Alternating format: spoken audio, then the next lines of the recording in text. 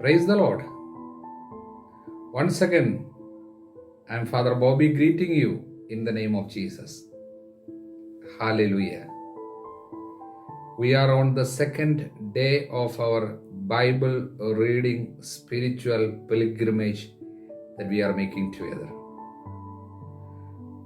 For our spiritual task, we had 4 chapters to be read today. Hope you have completed. If not, make sure you do it without fail. It's not a burdensome, boring job, but it's going to be a very special, sweet, and beautiful spiritual act of love. It won't take more than half an hour.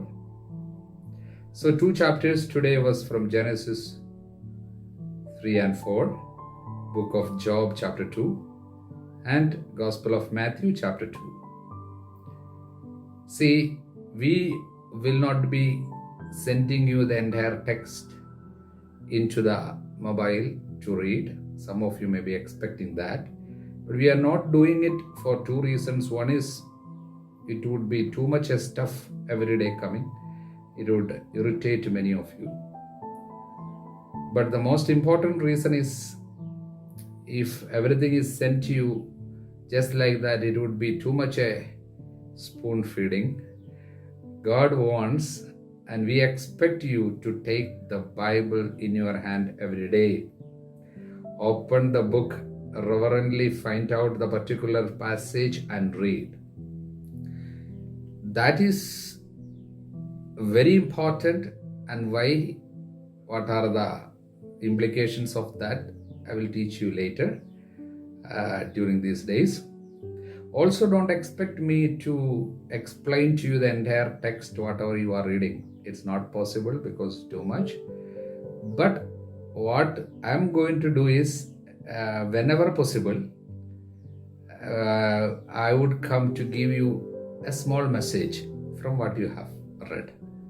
Rest, Holy Spirit will take care. Hallelujah.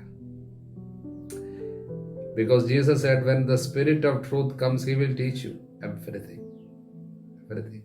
Because Holy Spirit is there, operating when you read it. Hallelujah. I want to tell you 2 things. That is, first is chapter 3 of Genesis, chapter 3:9. And next is chapter 4, verse 9. These are 2 questions God is asking. First, chapter 3, verse 9. Where are you? Lord is asking to Adam. And second question is chapter 4, verse 9 to Cain. Where is your brother? One rabbi once said, these 2 questions summarizes the essence of the entire scripture.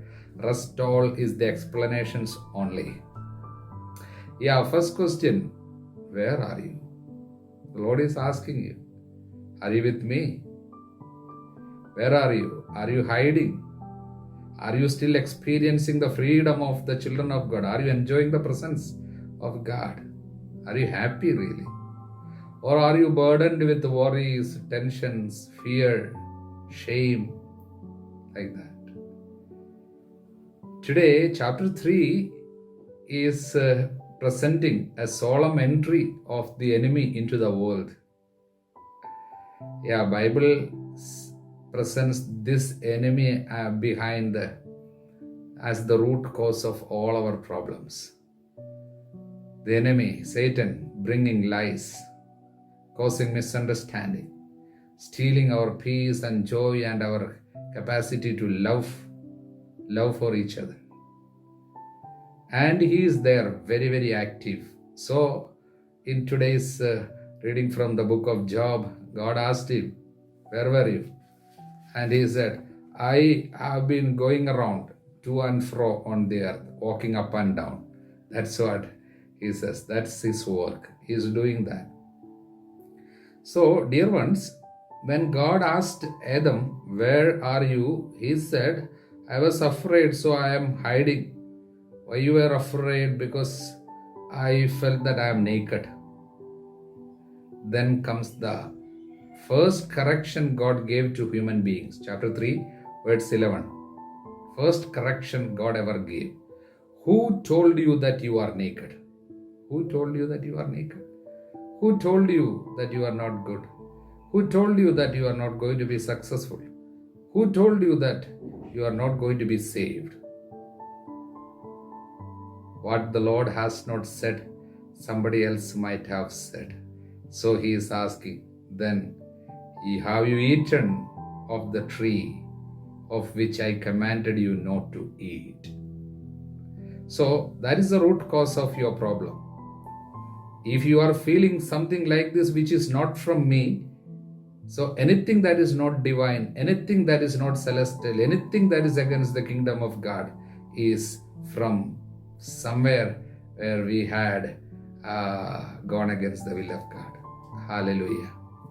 So, interestingly, yesterday when we read chapter 2 of Genesis, the last sentence, it was like this, 2:25. Man and his wife were both naked and were not ashamed. They were not ashamed. Hallelujah. What is the spiritual meaning of this sentence? Even though they didn't have any outward clothing as such, but they were not feeling ashamed. Meaning, they already had a divine covering. God had given them a spiritual clothing. That's called original grace. We can call it divine glory. We can call it righteousness. But after the fall, when they sinned, when they disobeyed, what happens? Romans 3:23. All have sinned and all were deprived of the glory of God. So that spiritual clothing that God has given us originally, that is spoiled, that's torn. That's the work of the sin. Now what is the remedy? Genesis chapter 3 verse 21. And the Lord God made clothes out of animal skins for Adam and his wife, and he clothed them. So meaning, in order to give them a clothing again, one animal had to be sacrificed. See, Hebrews chapter 9:22 says, without shedding of blood, there is no forgiveness of sins. It has more spiritual meaning. Coming to the New Testament, we have the promised Lamb of God, whose sacrifice would give us the necessary clothing to appear before God again. Hallelujah. So what God was doing that day for Adam and Eve was the prefiguring of the sacrifice of Jesus. It is His blood that is going to cover us from our nakedness. His righteousness, God is going to put on us as a clothing. Now we understand 2 Corinthians chapter 5 verse 21. For our sake He made Him, Father made Jesus to be sin, who knew no sin, so that in Him we might become the righteousness of God.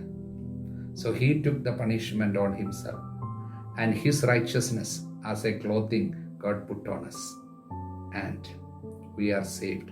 So even before the judgment comes, God's initiation and grace. So His initiation, divine initiation and grace is prior to judgment also. That is divine mercy.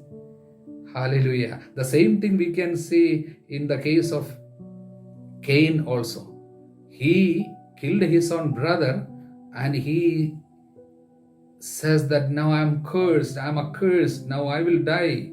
Then what God is doing, chapter 4, verse 15. So the Lord put a mark on Cain to warn anyone who met him not to kill him. That's the first one with a mark of God on him. That's Cain. A murderer now going around with the mark of God. That mark is the mark of divine mercy on our soul. Dearly beloved children of God, so God is asking, where is your brother? If you keep someone away, whatever be their sinfulness, whatever be their shortcomings, if you are keeping them away, the Lord is asking today, where is he? Can you ask him, saying that, am I my brother's keeper? Yes, you are. You cannot keep anybody away because God's divine will is this.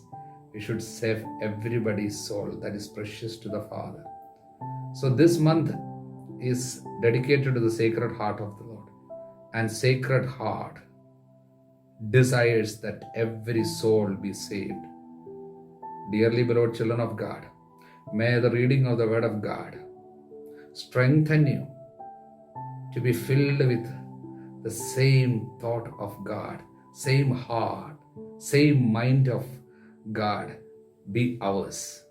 May God bless you all. In the name of the Father, and of the Son, and of the Holy Spirit. Amen. Praise the Lord.